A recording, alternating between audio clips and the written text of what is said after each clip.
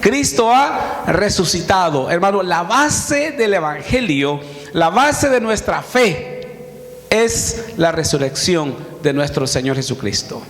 Porque esto trae como resultado nuestra esperanza, la base de nuestra esperanza, que es que un día todos los que han muerto en Cristo Jesús, dice Pablo también a los tesalonicenses, se levantarán. Porque sabe, hay cuerpo animal y hay cuerpo celestial. Lea 1 Corintios 15, Pablo explica todo eso. Ahí, se denomina cuerpo terrenal, cuerpo animal, cuerpo de la tierra. Pero hermanos, gloria a Dios, porque el Señor nos tiene preparado una casa, un cuerpo que no es de esta tierra, sino que es del cielo, con material del cielo, un cuerpo espiritual, un cuerpo glorificado como el del Señor Jesús, un cuerpo, hermanos, que no vamos a necesitar ni calentón, ni tampoco vamos a necesitar aire acondicionado, un cuerpo, hermanos, que es como los ángeles, amén. Pero la base de todo esto es la resurrección. La resurrección, hermanos, la resurrección de nuestro Señor Jesucristo, que Él está sentado a la diestra del Padre. Él ya no está colgado en una cruz, amén. Él ya no. El libro de Hebreos, hermano, citaba una cita en el libro de Hebreos, dice que una vez Él murió por los pecados y no más. Una sola vez, un sacrificio es suficiente. La sangre del Cordero de Dios que quita el pecado del mundo, no que lo cubre como la sangre de los corderos y los machos cabríos del Antiguo Testamento, que nada más cubría la culpa cuando el sumo sacerdote una vez al año entraba al lugar santísimo con sangre ajena,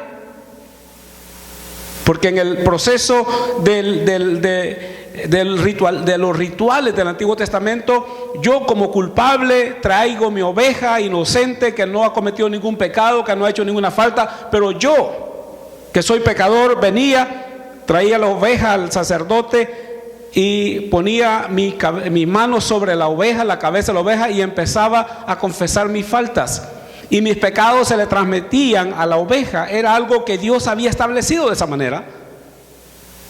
Luego la oveja que no tenía culpa era degollada y su sangre era derramada, y de esa manera mis culpas eran perdonadas, porque moría un sustituto inocente, alguien que no tenía culpa muriendo por el culpable. Ese es el principio de los rituales, de los sacrificios del Antiguo Testamento, y es una figura, un tipo de lo que el Señor Jesús iba a hacer.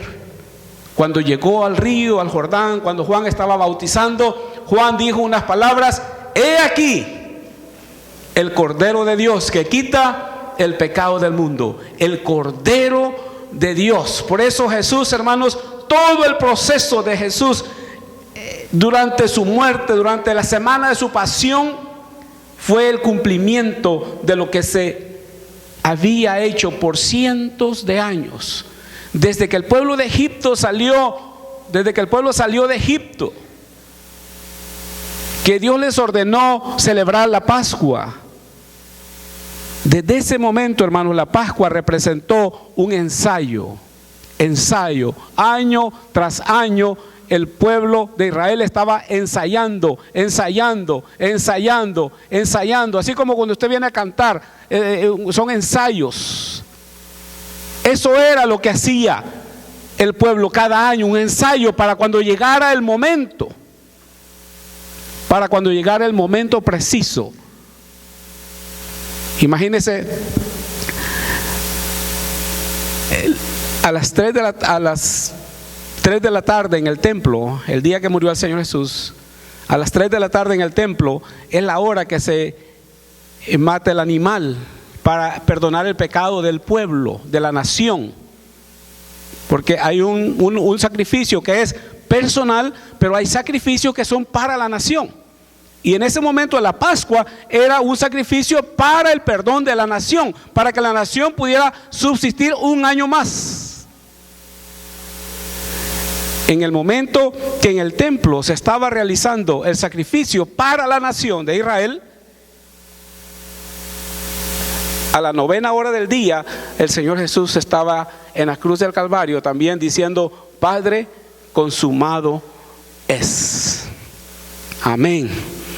Y la sangre del Cordero de Dios, la sangre de aquel Cordero que estaba siendo inmolado en el templo por los sacerdotes, por Caifás en ese momento, y tomando la sangre y tratando de llegar al lugar santísimo, dice que en ese momento hubo un terremoto y esa sangre ya no llegó al lugar santísimo. Porque hubo un terremoto que dice que hasta los muertos resucitaron. El velo del templo se partió de arriba hacia abajo, simbolizando que es del cielo hacia la tierra, simbolizando que es Dios buscando a los hombres y no nosotros buscando a Dios.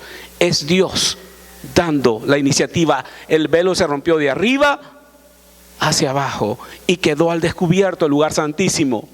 Porque sabe lo que estaba sucediendo. Ese día el sumo sacerdote no le fue permitido llegar con la sangre del sacrificio al propiciatorio, porque hubo un terremoto en el momento que el Señor murió y el velo se partió y hubo confusión en Jerusalén. No lo realizaron. Pero en ese momento, ¿sabe? La sangre del Señor Jesús se estaba derramando en el propiciatorio del templo que está en el cielo. Porque el templo de la tierra no era más que una copia del templo que está en el cielo. La sangre del Señor Jesús, como el Cordero de Dios que quita el pecado del mundo, se estaba derramando sobre el propiciatorio del cielo. ¿Y qué es el propiciatorio? Es la tapadera del arca. El arca de madera de acacia que estaba forrada de oro y que dentro del arca tenía los símbolos.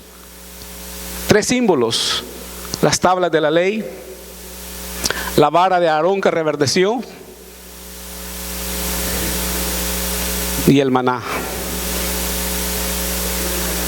El maná. Tablas de la ley, el maná. Los 3 representan el pecado del hombre. Esta es como una caja, están contenidos todos esos símbolos. Luego hay un querubín acá y otro querubín acá viendo. Están con la vista puesta, y el propiciatorio se le llama propiciatorio a la tapadera, a la parte de arriba. El querubín representa la vista de Dios. El arca en sí representa la presencia de Dios. Lo que está dentro del arca son símbolos, símbolos del pecado del hombre y símbolos de la provisión de Dios.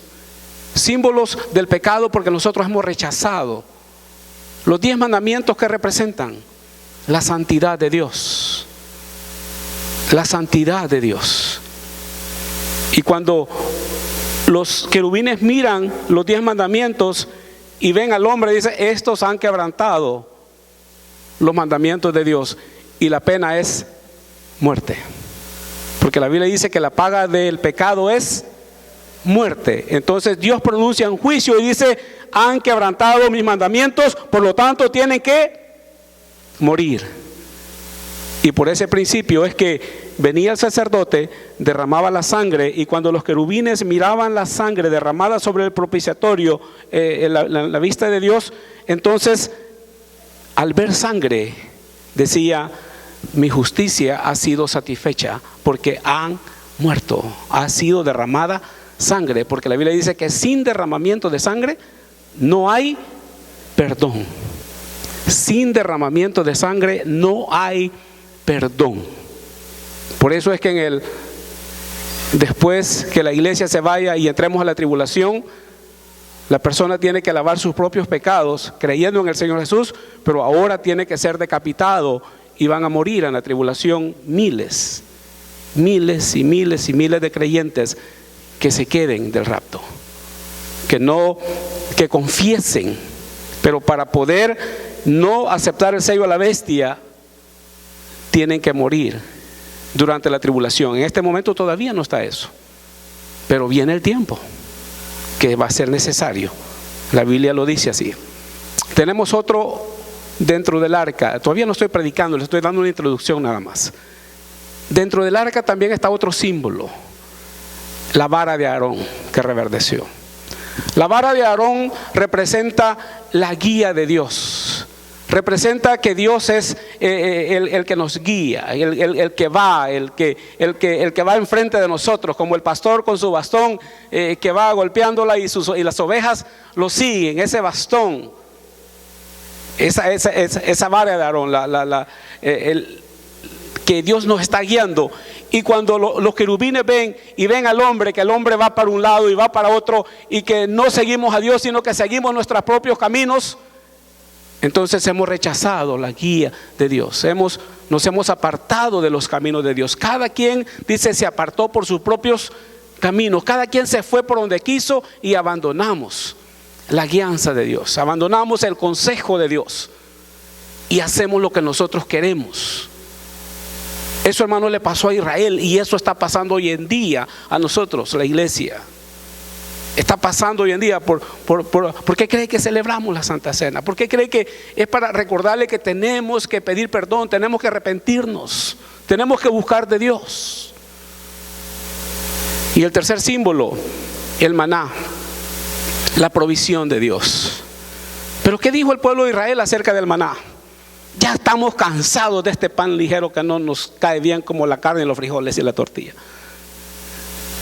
Ya estamos cansados de esto. Queremos carne, queremos frijoles, queremos tacos, pupusas. Ya no queremos este panito ligero, ya no queremos este cereal. ¿Sabe? El pueblo de Israel también rechazó la provisión de Dios. 3 símbolos del pecado: la santidad de Dios, la dirección de Dios y la provisión de Dios. 3 símbolos de lo más importante que es Dios para nosotros, y que nosotros tenemos que buscar su santidad, su dirección y su provisión. Pero el hombre rechazó los 3. Y cuando los querubines ven en la presencia de Dios y ven dentro del arca, ven el maná y dicen: el hombre ha rechazado la provisión de Dios. Ven la vara de Aarón y dicen: el hombre ha rechazado la dirección de Dios.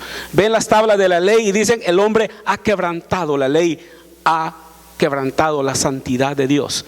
La pena es muerte. Ahora, ¿cómo un Dios que es amor puede al mismo tiempo cumplir su amor en su afán de salvar al hombre, de que el hombre no muera? Pero al mismo tiempo Él tiene otro atributo que se llama justicia, y Dios es justo, absolutamente justo, que no puede ser injusto ni siquiera con Satanás. Tiene que seguir un proceso por la justicia de Dios. Es absolutamente justo, recto, no hay variación. Dios no le saca la vuelta. No le sacó la vuelta a la muerte de su mismo hijo, porque le dijo: tiene que suceder así. Cuando Jesús fue bautizado, con que Juan lo bautizó, Juan le dijo: ¿y por qué te voy a bautizar? Tú deberías de bautizarme. El Señor Jesús le respondió: es necesario que cumplamos toda, ¿qué? Justicia. Justicia. Justicia. Está hablando de la justicia de Dios. Cuando el Señor Jesús estaba en el Getsemaní orando por 3 veces, diciéndole al Padre: Padre, si hay otra forma de salvar a estos, encuéntrala, tú eres Dios. El Padre le dijo: no hay otra forma, tienes que ir a la cruz, porque la paga del pecado es muerte. A veces nosotros nos quejamos: ¿por qué yo? ¿Por qué mi hijo? ¿Por qué mi mamá? ¿Por qué de esta manera? ¿Por qué la otra? ¿Cree usted que el Padre no preguntó también: ¿y por qué mi hijo tiene que morir? Cuando Isaac iba a ser ofrecido en sacrificio, porque Dios le pidió a Abraham que lo ofreciera en sacrificio, ya que estaba Abraham para sacrificarlo, Dios le dijo: detente, no le hagas daño al muchacho. Y Dios proveyó un carnero, un sustituto para que Isaac no muriera, que estaba siendo sacrificado en el mismo monte Moriah, donde el Señor Jesús murió, donde está el templo. Pero cuando Jesús fue a la cruz y dijo: Señor, ¿dónde está el sustituto? Cuando Isaac subió al templo, subió al monte, dijo Isaac: bueno, le dijo, yo llevo la leña, iba con su rollo de leña, tú llevas el fuego, pero ¿dónde está el cordero. Él no sabía que él era el cordero. Pero sabe, a la hora del sacrificio, el Padre proveyó un sustituto para Isaac. Pero para el Señor Jesús, cuando estaba en el monte, en ese mismo monte Moriah, donde Abraham iba a sacrificar a Isaac, y el Señor Jesús fue a orar al Padre y decirle: Padre, ¿dónde está el sustituto?